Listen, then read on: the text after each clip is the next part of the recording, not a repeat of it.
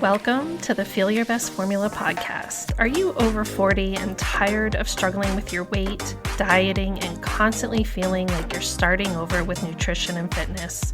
Do you wish you had more energy? Do you want to lose weight and finally keep it off for good? I'm Lil, a certified nutrition coach and former registered nurse. I too have been there, and at the age of 44, I decided I was done with fad diets and chasing a lower number on the scale. I was so tired of constantly starting over and wondering why I couldn't get lasting results. I became a nutrition coach and created the Feel Your Best formula for women who want to build muscle, lose fat, and keep it off for good. If you're ready to build a better relationship with food, the scale, and your body, let's build your formula for feeling your best. If you're new here, make sure to check the episode details for the link to my newbie starter guide. You'll receive an email straight to your inbox with everything you need to start building your Feel Your Best formula. I'm so glad you're here. Now let's dive into today's episode.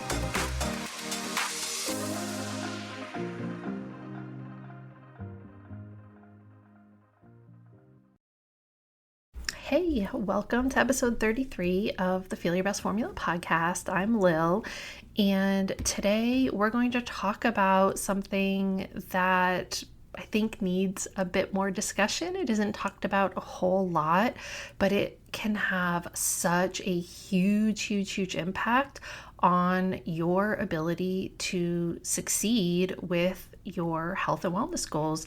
If you are somebody, especially if you are looking to make a big change, if you're looking at your habits right now and you just know there is a lot of little and big things that need to change in order for you to really feel good about your health and wellness. And it comes down to the choices that you're making on a daily, moment-to-moment basis. And I think every single person out there who has gone from, maybe not having the best habits to working towards eating healthier, choosing to nourish your body, move your body, and intentionally make choices that support your health and your wellness goals, you absolutely are going to face some sort of criticism, maybe some jokes or negativity. And it could even flat out be someone in your life trying to sabotage you. And whether it's your friend group, your coworkers, or your partner or your mother, this is a very real part of the journey and it needs to be discussed. I think this is also a really important topic for summer. If you're listening to this when it goes live, then 4th of July is literally tomorrow. And I'm guessing you're going to be doing some traveling and maybe seeing some friends or family, being around people that you may not normally engage with during the school year in your normal schedule. The summer is often a time where, we get together with people that we don't normally see. And there might even be some traditions or habits that when you're with certain groups of people, those are activities that you used to participate in, and no longer you don't want to be part of those certain traditions anymore. I would think especially around maybe certain eating habits or drinking, and you may just find that certain traditions are no longer in alignment with how you live your life. So you really need to think about how you can advocate for yourself. And if you find yourself in a situation where you're kind of feeling singled out or like you need to defend your choices, let's talk about how you can make that a little bit easier on yourself and just look at it from a perspective of, yes, supporting your goals and standing up for yourself and not feeling weird about making healthy choices. It's so crazy to me that often those of us who do make certain choices are looked at as being weird or obsessive when so many other behaviors are looked upon as being normal that are actually really destructive and habits that aren't going to lead people in the right direction. Just the one that pops at the top of my mind is, how is very much accepted to encourage someone to have a drink to unwind. And at the end of the day, it might be better to find maybe better coping mechanisms than drinking alcohol. So when it comes to making change, having a supportive community can really make or break your ability to succeed and achieve your goals. And having a negative voice in your ear can be extremely painful, emotionally, and it can make things so much harder. And making change is already hard. So we really want to surround ourselves with people who are going to make that where their role is at least not to make it harder, but either to be neutral or supportive. And I do have an entire episode on self-accountability. It's one of my most popular episodes. And the reason is because self-accountability is the only thing that matters when it comes to your results, your life, your health. You are the one who ultimately is going to pay the price of your decisions.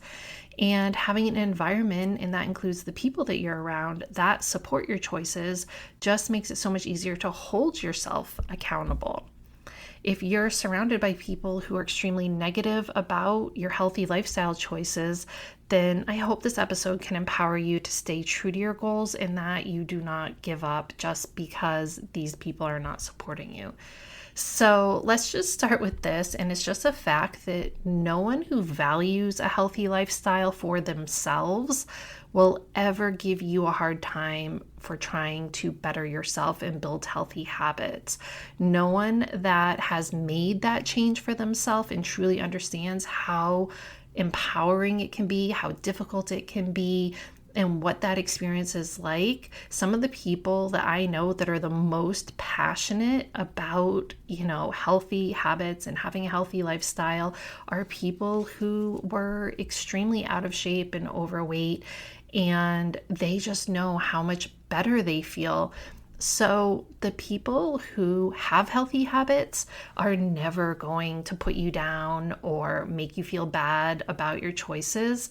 So they're going to be your biggest cheerleaders. And you always have to look at who your critic is. Is your critic someone, do you want to be like them? Do you want to end up like them? Do you want to emulate their habits and their life? And if the answer is no, then their opinion really doesn't matter. But I do know it's easier to say that versus when you're in reality in a situation where someone is not being supportive. And I also want to be clear, this isn't just about food and weight. You could have family members or friends who smoke, do drugs, drink excessively. A healthy lifestyle is not just about the scale. There's plenty of skinny people out there who are a walking time bomb when it comes to their cardiovascular health. And it's about nourishing your body, moving your body, building muscle, getting sleep, eliminating drugs and alcohol, and having a positive mindset. And not to say that you can't have some room in there. Obviously, if you watch my Instagram, you know that, I partake in many things that, are just a very small part of a healthy lifestyle. I have some ice cream, I have some candy, I have the occasional drink, but it's all about having an understanding of what you want your overall big picture lifestyle to look like. You don't want to be guzzling a bottle of wine every night, smoking pot every night, smoking cigarettes, overeating, and all of those things. If that's what the majority of your days look like, then that's going to lead you in a direction that you're going to be pretty pissed at yourself that you made those choices. And I totally understand everyone is coming from all different situations. So in this, episode, I just want to make sure that I say, I understand a lot of these things are easier said than done, because when you're in it, when you're in a community, when you're in a family, there's all kinds of dynamics and unspoken rules. There's all kinds of, toxic relationships that occur. And the first step is really just being aware that maybe this isn't how you want to live your life. And intentionally or not, the people that are not happy with their own lives or their own habits, those are the types of people who sabotage your goals because they know what they're doing for themselves isn't good for them. And if you go and make change, you know what that means? It means it's possible. It means that they could too if they were willing to put in the same amount of work that you are. And they say misery loves company. And I personally think some people intentionally definitely want to bring others down to their level of misery. And then other people, they just do it they're not intentional. They don't mean to do it. It's just all that they know. So if you are finding yourself on the receiving end of this type of negativity, you just kind of have to decide for yourself what you want. You are not responsible for the reasons behind why someone is treating you the way they're treating you. Whether it's intentional or not, it still affects you.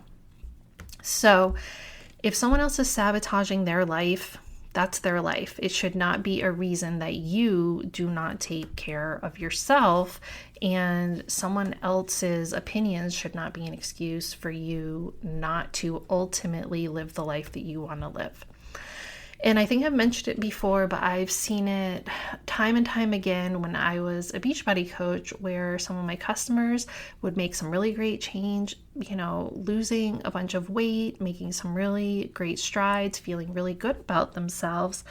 And then their partner would come along and sabotage them and tell them, I don't want you spending the money on this.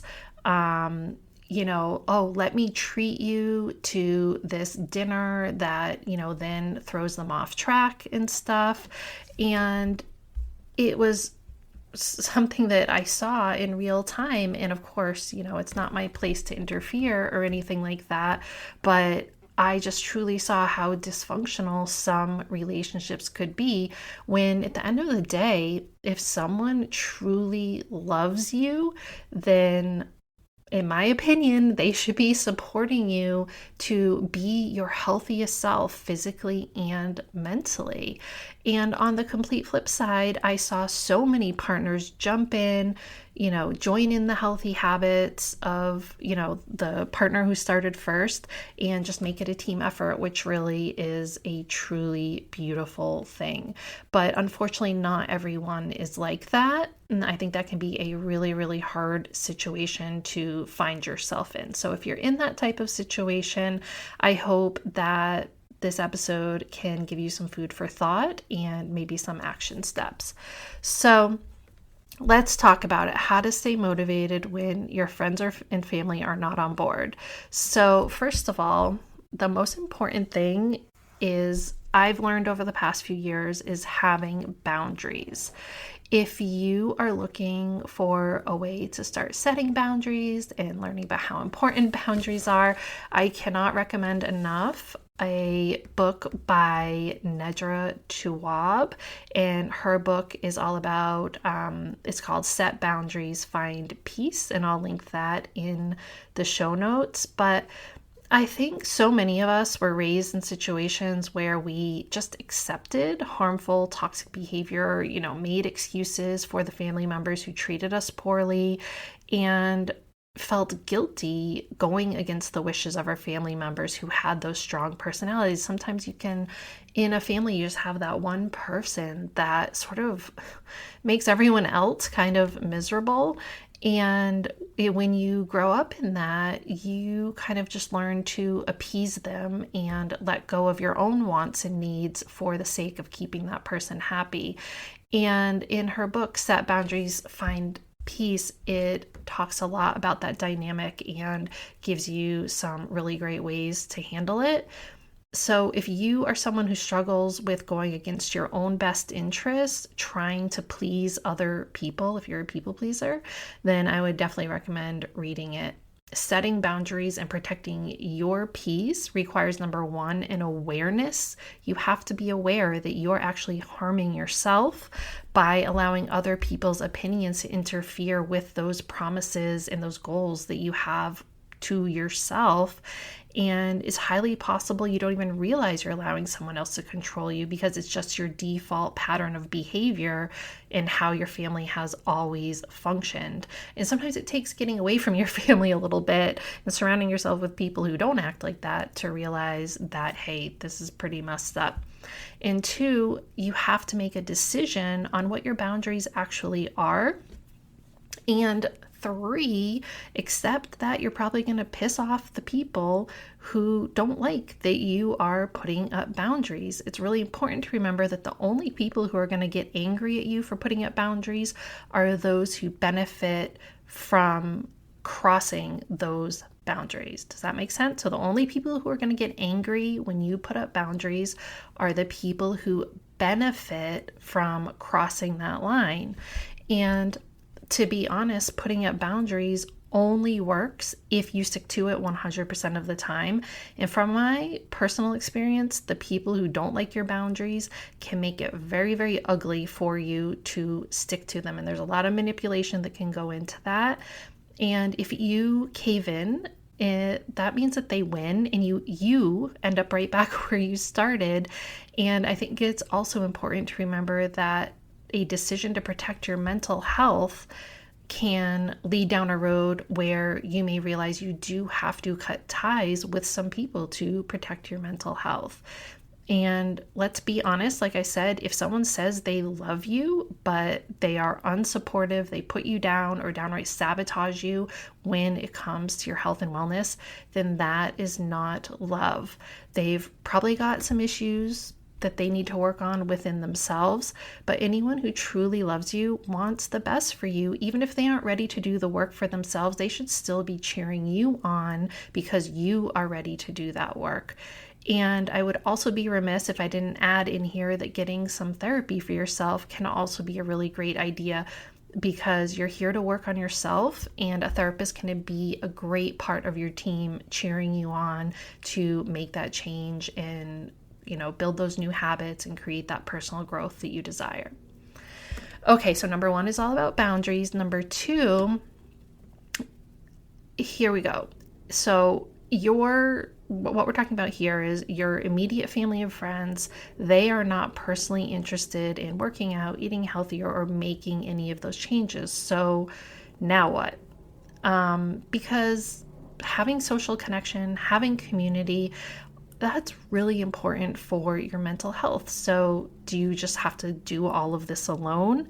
And the answer is no, absolutely not. There's so many ways you can find like-minded people, and I really recommend seeking out a community for yourself. And I know it can be hard, it can be uncomfortable. I'm very much introverted. I get very uncomfortable in new situations or trying to make new friends, but building new connections and new friendships with people who also are on that same path is just going to be so important to help you and support you on that journey. So you could, join a gym, a yoga studio. You could find an online community. There's so many online communities now, and just go out there and start trying things and see what works for you. If you're in a group with all newbies, like say, for example, you tried to form a group of like 5 of your friends who actually do want to start doing this, I honestly would not encourage you to do that or to join a group that is just for beginners. It doesn't have some sort of leadership by people who have built and sustained the habits that you're looking to create, because it's also important to remember that probably about 80% of people quit just within the first few weeks or a month. And if you're around a bunch of people quitting, then you're going to be more likely to quit yourself. But the people that have been there and done that and sustained it and are a little bit ahead of, you in their own journey, they're going to have some great tips for you, and it's going to be a really valuable community to be part of. Like I said, you can join a gym, a yoga studio, a running club, an online community.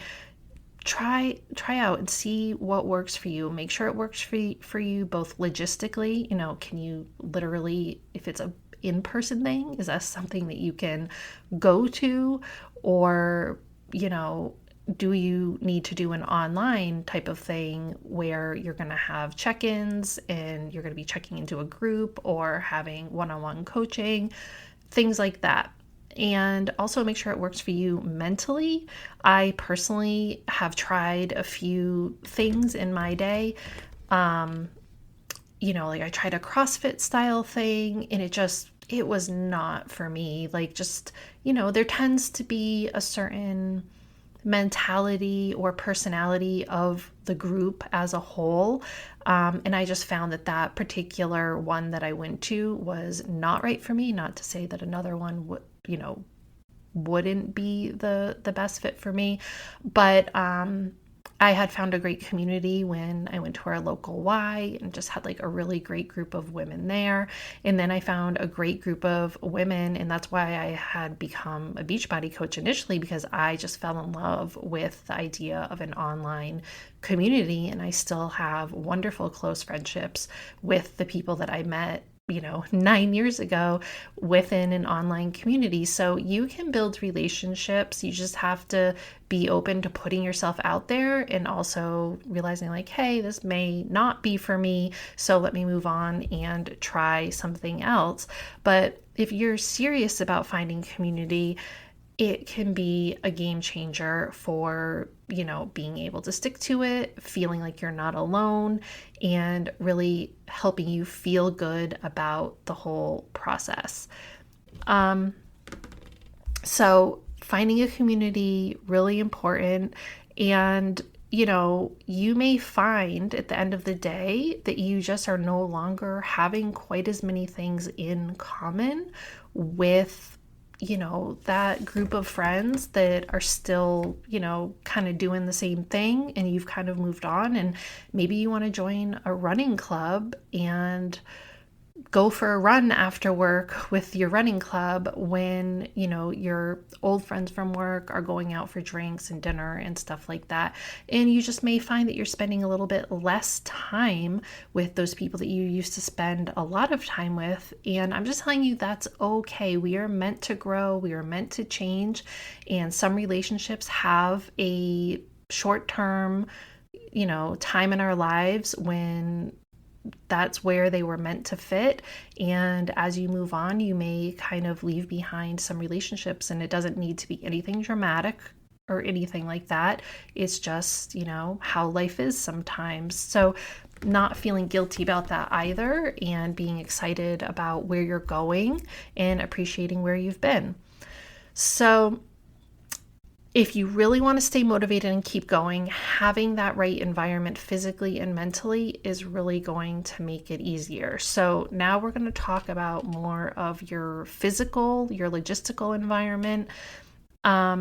If you're surrounded by people who are not supporting your goals, then you might need to almost build yourself a little bubble where you're going to need to shop for your groceries separately, prepare your meals, create time for your healthy habits. You might be faced with triggering foods in your kitchen and pantry and need to figure out a way to mentally deal with that. If you live with people who are insisting in buying your favorite ice cream flavor, you might need to find a way to protect yourself from that and prevent yourself from, binging and things like that. I don't know, only you can know what that will look like. This is something I do help my one-to-one clients with, but for a podcast episode, I would just say it's on you to figure it out or ask someone for some help in how to figure it out, because it's not fair. It's not fair. It should be that you decide that you are really going to take care of yourself and you're going to make these changes. And in all honesty, I wish I could snap my fingers and just make it so easy for you, but life is not fair, right? So sometimes when things are not going the way we want, we have to figure out how to create an environment that is going to give us what we want. So ask yourself, how can you make things easier for yourself? Can you do some meal planning? When you meal plan, you are decreasing the amount of decisions that you have to make. The more decisions you have to make creates decision fatigue. So if you're deciding, do I eat the frozen pizza or do I eat the salad with chicken? And you already have the salad with chicken planned and you've meal prepped, you're making it a lot easier for yourself, or you don't even have to decide whether or not you're going to make it. So waking up early to get in your workout uninterrupted when the rest of your family is asleep, creating space for yourself, that really just avoids as much conflict and decision making as possible. Making your own lunches, things like that. You may find that once you prove to those around you that you are committed to this new way of life, then maybe they will actually turn around and be supportive, and maybe you can even inspire them. I truly believe that the reason many people avoid healthy lifestyle changes, they just don't believe in themselves, which is so sad, because I also believe that if you really put your mind to something and you really commit to something, you can absolutely make it happen. There are so many human beings that have proven this to us time and time again, yet so many people just do not believe in themselves. Every single person doing it right now who has done it is proof that it can be done. And I think at the end of the day, you just have to ask yourself, what do you really want? How are you going to feel if you break this promise to yourself, if you stop striving towards your goals? How are you going to feel if you see your children continuing a legacy of poor self-care? What type of habits do you want to model for your children? What type of habits do you want your children to be exposed to, both, physical health and mental health?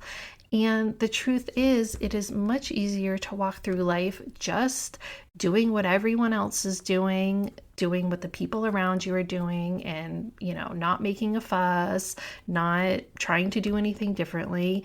We all have a desire to be accepted and be part of a group and not cause conflict, but we also only have one life. So if you're struggling to create better habits and the people around you are part of the problem, then it's time to step up and start figuring out how you can put yourself first, regardless of what anyone else thinks, says, or does.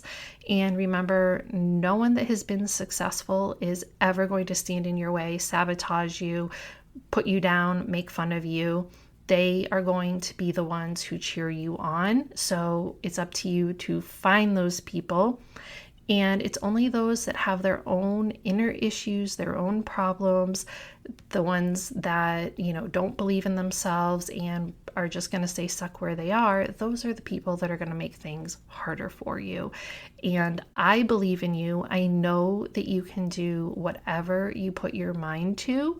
So if you're struggling to believe in yourself, know that I believe in you, because I've seen so many people do incredible things that they themselves did not even believe that they could do when they started. And sometimes you just have to start, whether or not you believe that you can get to that end goal, and you can just prove to yourself every step of the way that you can do this.